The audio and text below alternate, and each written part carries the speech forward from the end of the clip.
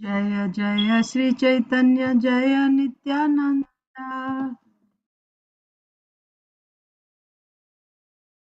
Jaya Dvaita Chandra Jaya Gaura Bhakta Vrinda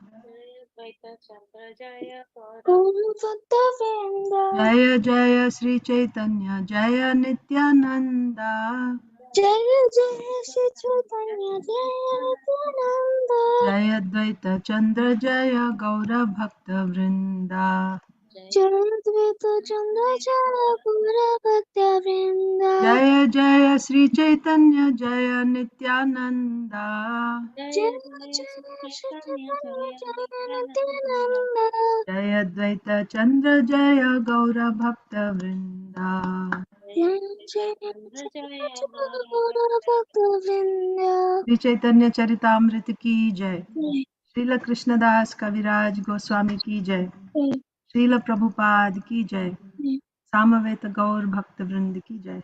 Hare Krishna, dear devotees. Welcome to Sri Chaitanya Charitamrita reading. And also I would like to welcome Kalpesh Prabhu. Thank you very much for joining. Hare Krishna Mataji. Hare Krishna. Thank you very much for your association. Thank you.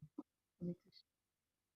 So we completed, this is actually chapter 14. So far we have the first 12 chapters and even part of 13th chapter is an introduction, actually telling us many philosophical points about the identity of Sri Chaitanya Mahaprabhu, about Panchatattva actually, and who is Chaitanya Mahaprabhu and what is why he comes and so on and so forth, so that we actually understand in Tattva philosophically. It's very nice to hear the pastimes, but it is also important, especially to understand the position of Chaitanya Mahaprabhu. Even now, some devotees think that Chaitanya Mahaprabhu is not Krishna. They think Chaitanya Mahaprabhu is a devotee. So, the first 12 and a half chapters is a foundation to understand Chaitanya Mahaprabhu. So, after that, we started in the 13th chapter, actual pastime started. So we read about the advent of Chaitanya Mahaprabhu and how everyone celebrated the appearance of Chaitanya Mahaprabhu, under what circumstances he appeared, like that. And now we are coming to, we are beginning a new chapter, chapter 14, Lord Chaitanya's childhood pastimes. I'll just read the summary. Srila Bhakti Vinod Thakur has given a summary of this chapter in his Amrita Pravaha Bhashya. In the 14th chapter, there is a description of how Lord Chaitanya Mahaprabhu enjoyed his childhood pastimes, crawling, crying, eating dirt, and giving intelligence to his mother, favoring a Brahmana guest, riding on the shoulders of two thieves, and misleading them to his own house, and on the plea of being diseased, taking prasadam in the house of Hiranya and Jagadish on the Ekadasi day. The chapter further describes how he displayed himself as a naughty boy, how when his mother fainted, he brought a coconut to her on his head. So he carried the coconut on his head. How he joked with girls of the same age on the banks of the Ganges, how he accepted worshipful paraphernalia from Srimati Lakshmi Devi, how he sat down in a garbage pit and instructed his mother in transcendental knowledge, how he left the pit on the order of his mother, and how he dealt with his father with full affection. So this is kind of in sutras, what are the different topics that are going to be discussed in this chapter. So this chapter is entitled Lord Chaitanya's Childhood Pastimes. Text 1. कथञ्चन स्मृते यस्मिन् दुष्करं सुकरं भवेत् विस्मृते विपरीतं स्यात् श्रीचैतन्यं नमामि तम्. Achintya Prabhu, can you read the translation? He is not available right now, Mataji. Arunita will read. Arunita, yeah. Krishna Mataji. Hare Krishna. Things that are very difficult to do become easy to execute if one somehow or other simply remembers Lord Chaitanya Mahaprabhu. But if one does not remember him, even easy things become very difficult. To this Lord Chaitanya Mahaprabhu, I offer my respectful obeisances. Hare Krishna. Hare Krishna. So in every chapter, the beginning of the chapter, we will see an end of the chapter also, and also in the middle also. The author always glorifies Chaitanya Mahaprabhu, takes shelter of Chaitanya Mahaprabhu and his devotees. So this is the very first verse of this chapter. So what is Srila Krishnadas Kaviraj Goswami saying? That when one simply remembers Lord Chaitanya Mahaprabhu, even the difficult things become easy. And when we don't remember Chaitanya Mahaprabhu, even the easy things become very difficult. To such Chaitanya Mahaprabhu, I am offering my most humble obeisances. Purport, Mataji, you can read the first paragraph. Hare Krishna Mataji, please accept my humble obeisances. All glories to Srila Prabhupada. Please accept my humble obeisances, Mataji. Jai Srila Prabhupada. In his book Caitanya Charitamrita, Srila Chandramrita. Chaitanya Chandramrita, Srila Prabhudananda Saraswati says, one who receives a little favor from the Lord becomes so exalted that he does not care even for liberation, which is sought after by many great scholars and philosophers. Similarly, a devotee of Lord Chaitanya considers residence in the heavenly planets a will of the wisp. He surpasses the perfection of mystic yoga power because for him the senses are like snakes with broken fangs. A snake is very fearful and dangerous animal because of his poison fangs. But if those fangs are broken, the appearance of the snake is no cause for fear. The yoga principles are meant to control the senses, but there is no scope for the senses of one engaged in the service of the Lord to be dangerous like snakes. These are the gifts of Chaitanya Mahaprabhu. Yes. So the verse is, anyone who remembers Chaitanya Mahaprabhu, things become very easy, right? Even difficult things become easy.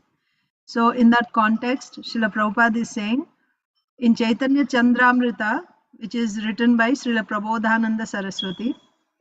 So who is Prabodhananda Saraswati? Prabodhananda Saraswati is the brother of Venkata Bhatta, who is the father of Gopal Bhatta Goswami, one of the 6 Goswamis. Anyway, so Chaitanya Chandramrita is written by Srila Prabodhananda Saraswati. In that book, he writes, one who receives a little favor from the Lord, he becomes so exalted that he doesn't even care for liberation. And you know, for Gyanis, liberation is the goal. And in order to achieve liberation, how hard they try, right? How hard they try. And it's not a task of one lifetime. They do it for several lifetimes to ultimately achieve, to go and merge into Brahman, to get liberation, and even other types of liberation, right? To get liberation is not an easy thing. It's very difficult. But that liberation also, one who gets a little favor of Chaitanya Mahaprabhu, he doesn't even care for liberation.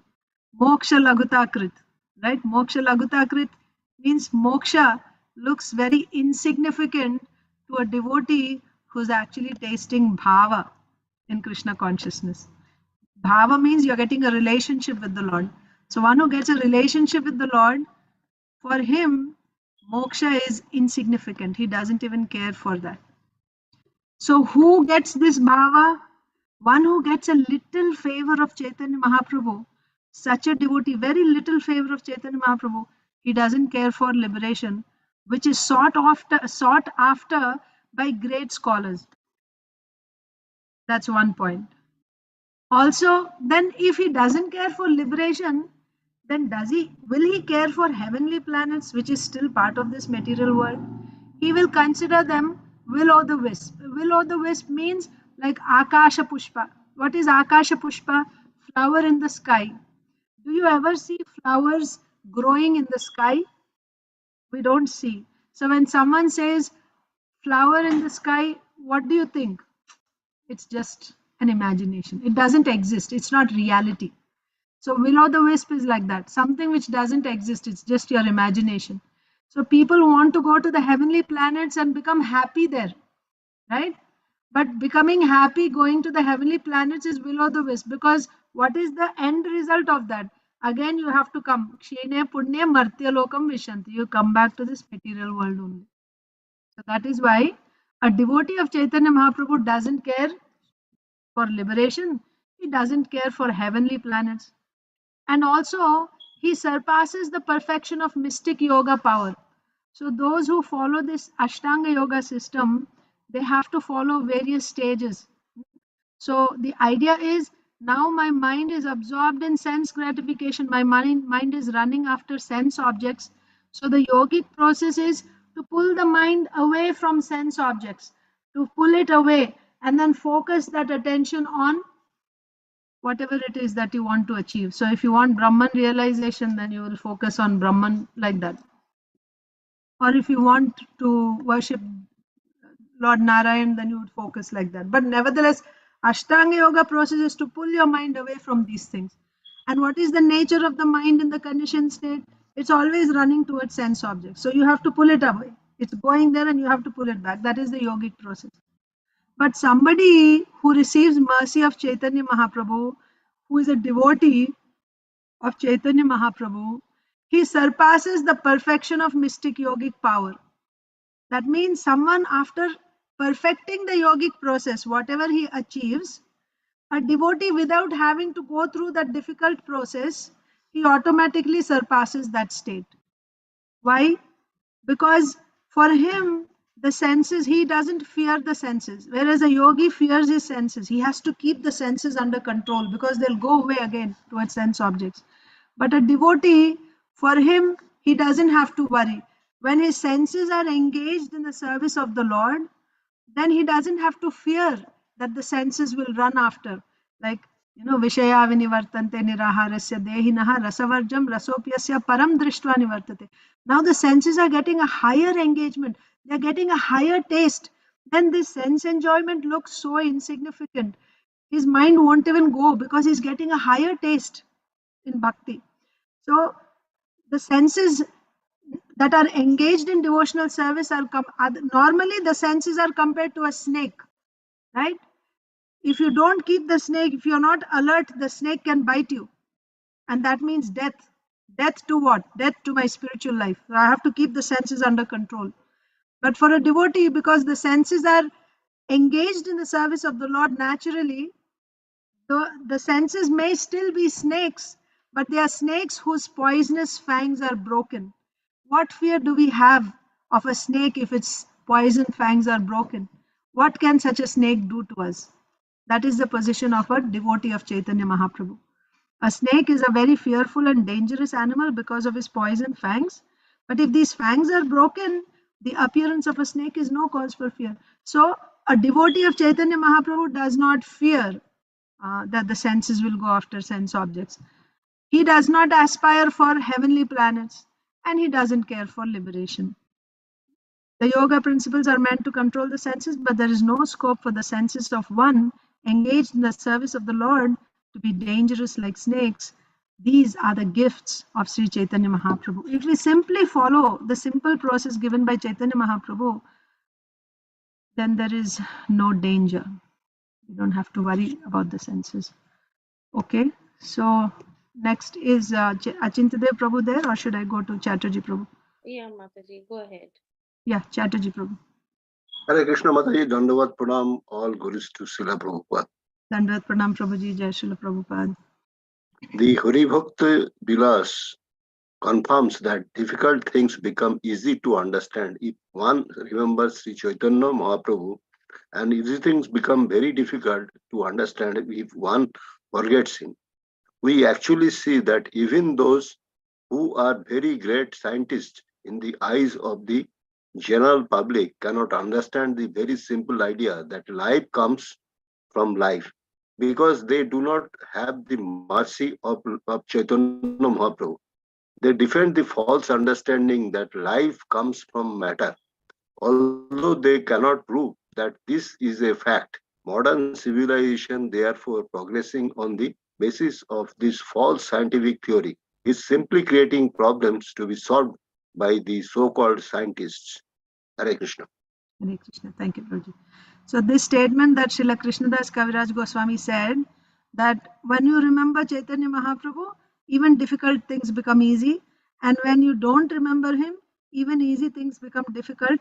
Where did he take this from? Srila Krishnadas Kaviraj Goswami. This is from Hari Bhakti Vilas, written by Sanatan Goswami. Hari Bhakti Vilas is also a manual for devotees.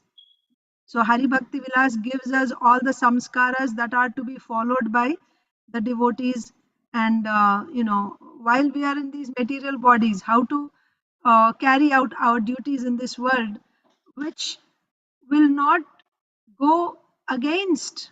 So they will all also come under bhakti only. Prabhuji, Chatterjee Prabhu, raising your hand. Mataji, who wrote Hari Bhakti Vilas? Sri Sanatan Goswami. Okay. Yeah. So, So this statement is from Hari Bhakti Vilas. It confirms that difficult things become easy to understand if one remembers Sri Chaitanya Mahaprabhu, and easy things become very difficult to understand if one forgets him. And Srila Prabhupada is nicely giving the example how simple things which, as devotees, let's take, devotee children and devotees also, right? They have no problem understanding and accepting that life comes from life. It is not that we are simply accepting it blindly. No, we actually understand. It makes sense to us, isn't it? Life comes from life. It's very natural. Like, wherever you see birth, birth is happening from another living thing. Life is coming from life. Where do you have an example where life is coming from matter? In our practical experience, where do you see that from dead matter life is coming out? Even if it appears, like sometimes they say, from rice, right? From a pile of rice, scorpions are coming. That means rice is giving birth to scorpions. No, scorpion eggs are there in the rice somewhere. The mother scorpion laid some eggs, and from those eggs, scorpions are coming. But a layman may think, oh, rice is giving birth to scorpions. But actually, that's not the case. So wherever you see life is coming from life, life does not come from matter. Yet the scientists say that in the beginning of creation there was no life, and out of nowhere from matter life came into existence. And that is what we are taught in schools, in our colleges, and we accept that. We have to write. If you have to get grades in your exam, you have to write that. So, such a simple thing, it becomes very difficult to understand if you don't remember Chaitanya Mahaprabhu, or if you don't get the mercy of Chaitanya Mahaprabhu. However learned and advanced you may be in the calculation of materialistic people. And if you have the mercy of Chaitanya Mahaprabhu, you may not even know how to sign your name, but you have no problem understanding that life is coming from life. Even a farmer in the village can understand life comes from life. You see? So, this is to prove that when someone has the mercy of Mahaprabhu, even difficult things are easy to understand. But if you don't have the Lord's mercy, even simple things become very difficult to understand. So Prabhupada is saying modern civilization, therefore progressing on the basis of this false scientific theory, is simply creating problems to be solved by the so-called scientists. They are creating problems in the first place and then waiting for those problems to be solved by the scientists. And actually, it's not going to solve the problems, it's only going to create more and more problems. We were discussing this morning also about this, how to, first of all, we had a system of, horse carriage or ox carts and horse carriages. And then we thought, now we made advancement, we have invented the motor cars. And the result of the motor cars is pollution, right? And you just go down the chain and you will see that invention has created so many problems. And to solve that problem, you create more problems. So where is the solution?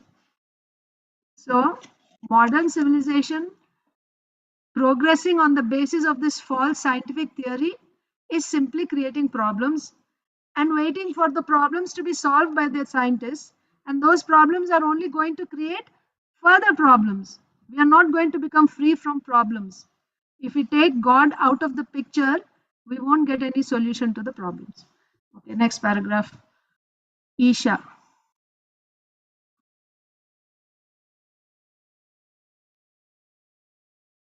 The author. The author of Sri Chaitanya Caritamrita takes shelter of Lord Chaitanya Mahaprabhu to describe the pastimes of his appearance as a child, because one cannot write such transcendental literature by mental speculation. One who writes about the Supreme Personality of Godhead must be especially favored by the Lord. Simply by academic qualifications, it is not possible to write such literature. Yes. So Sri Chaitanya Charitamrita's author is Srila Krishnadas Kaviraj Goswami. So he is taking shelter of Chaitanya Mahaprabhu to describe the pastimes of Chaitanya Mahaprabhu, pastimes of his appearance and pastimes of his childhood. In order to describe them, he is remembering the Lord, he is taking shelter of the Lord. Why? Because one cannot write such transcendental literature by mental speculation. When you write about the Supreme Lord, first of all, you have to be ordered by a superior. And by that order comes empowerment. And then the devotee who is ordered to do that service genuinely takes shelter of the Supreme Lord to be able to do that service. One who writes about the Supreme Personality of Godhead must be especially favored by the Lord, simply by academic qualification. I know Sanskrit, so now I can start translating, scriptures. No, you must first be ordered by the superiors. Simply academic qualification is not sufficient to write transcendental literature. Text 2. Jaya Jaya Sri Chaitanya Jaya Nityananda Jaya Dvaita Chandra Jaya Gaura Bhakta Vrinda. Krishna Shish is going to read.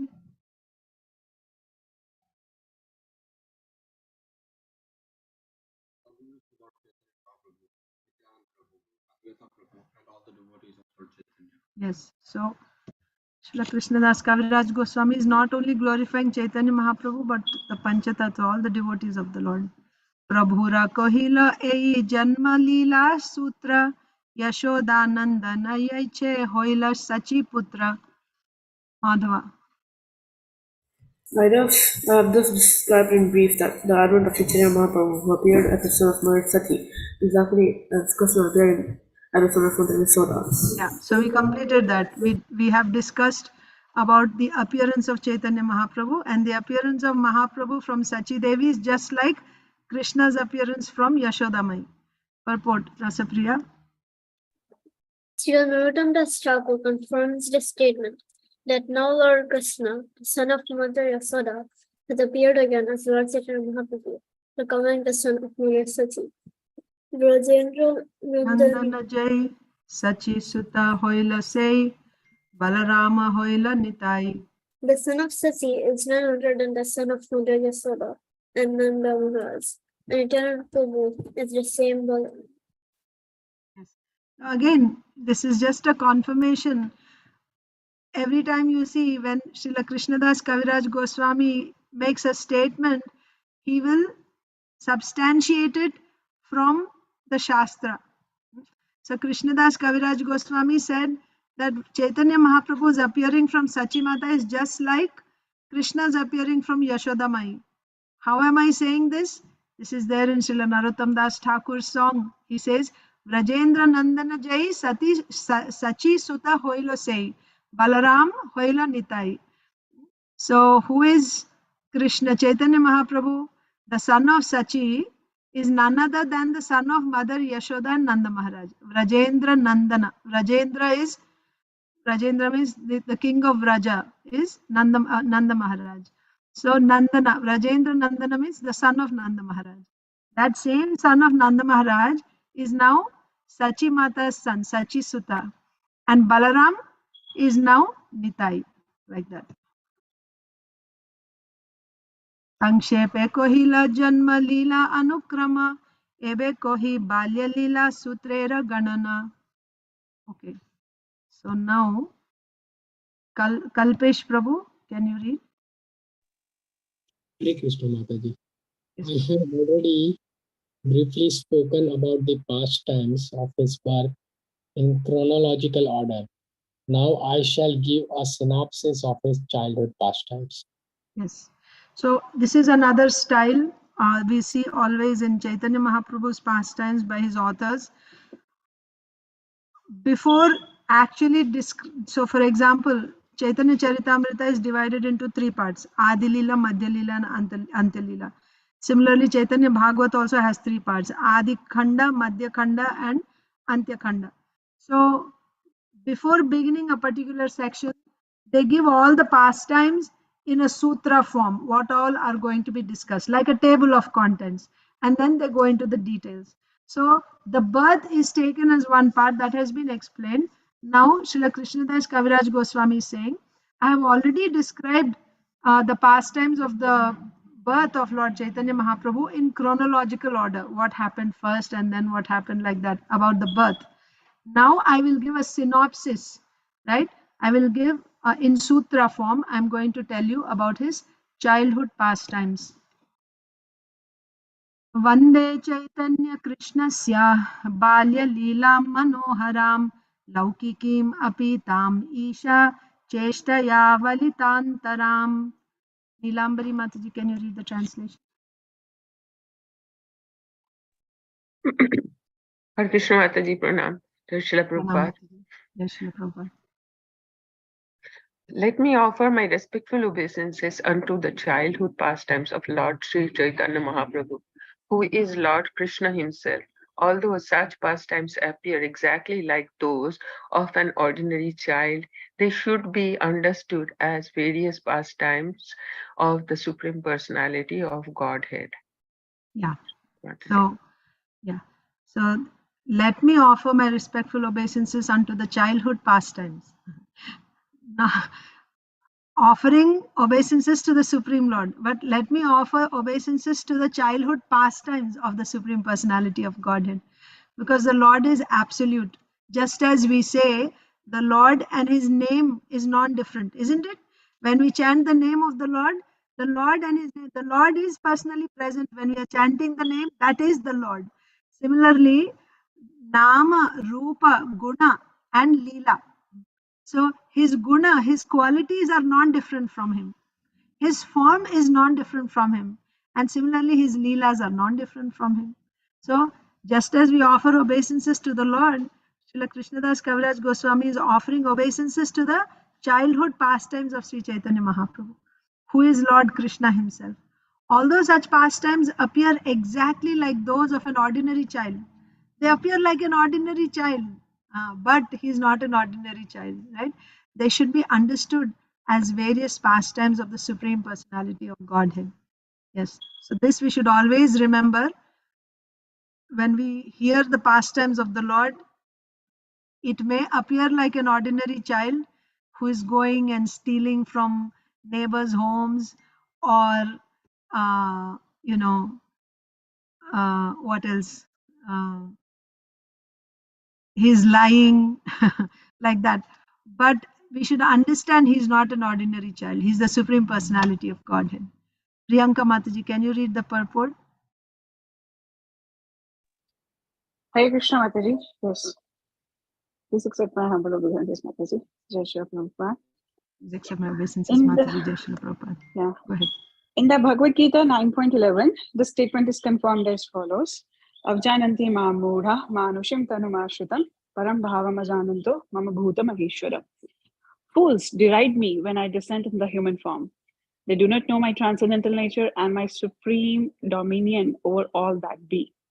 To execute his pastimes, the Supreme Personality of Godhead appears on this planet or within this universe like an ordinary human being or human child. Yet, he maintains his superiority as a Supreme Lord. Lord Krishna appeared as a human child, but his uncommon activities, even in his childhood, like the killing of the demon Putna or the lifting of Govardhan hill, were not the engagements of an ordinary child. Similarly, although the pastime of Lord Chaitanya, as they will be described in this chapter, appear like the activities of a small boy, they are uncommon pastimes impossible for an ordinary human child to execute. Yes. So we see, Krishna did, those who try to imitate, right? That he steals butter, so we will also steal butter. But he also lifted Govardhan hill. You also lift Govardhan hill, isn't it? He killed Putana when he was just a small infant. You kill a demon like that? That we cannot do. So that is why, on one hand, it appears like he's an ordinary child, right? He's crying, he's fearful, he's hungry. And on the other hand, he does extraordinary activities.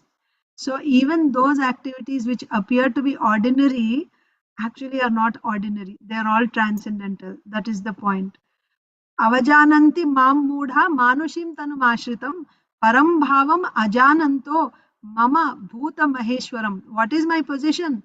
I am the Lord of all the entire creation, all the bhutas, right? All the living entities and all the elements, everything, the entire creation. I am the master. I am the Lord. Maheshwaram. I am the controller. But fools who don't understand my param bhavam, my transcendental position, who don't understand my supreme dominion over everything, they deride me. They say that I'm an ordinary person. This is their foolishness. Mudha. Mudha means fools. So now we are going to read the childhood pastimes, but we should always remember that his pastimes are uncommon activities. They are not ordinary activities. Right. Although the pastimes of Lord Chaitanya, as they will be described in this chapter, appear like the activities of a small boy, they are not common pastimes. They are all uncommon pastimes, impossible for an ordinary human child to execute. So with that introduction, we will begin tomorrow. Thank you all so much. Hare Krishna. So I will see you Thank you, tomorrow. Mataji. Hare Krishna. Hare Krishna. Thank you much.